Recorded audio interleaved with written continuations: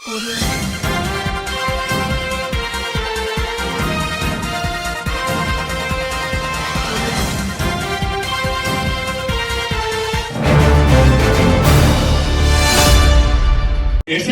రెడ్డి గారి దెబ్బకు చిన్న మెదడు చిక్కిపోయింది. ఏం మాట్లాడుతున్నాడో అర్థం కావడం లేదు. ఏం మాట్లాడుతున్నాడో అర్థం కావడం లేదు. అంతకుముందే సరిగా మాట్లాడరాదు.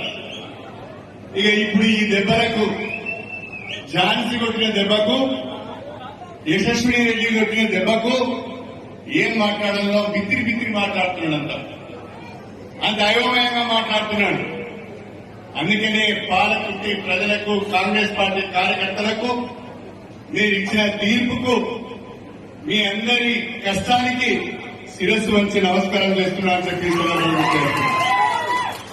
మేమైతే ఊహించలే. ఆ ఓటమి మామూలు ఓటమా? ఆత్మహత్య చేసుకునేంత పరిస్థితి తీసుకొచ్చి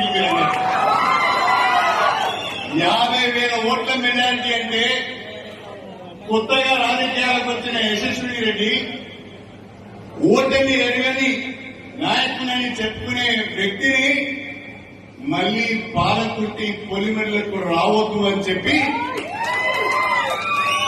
బ్రహ్మాండమైన గెలుపును మీరు యశస్విని గారికి ఇచ్చారు. నిజంగా మీ అందరికీ కూడా హృదయపూర్వకంగా పేరున అభినందనలు తెలియజేస్తున్నాను, ధన్యవాదాలు తెలియజేస్తున్నాను.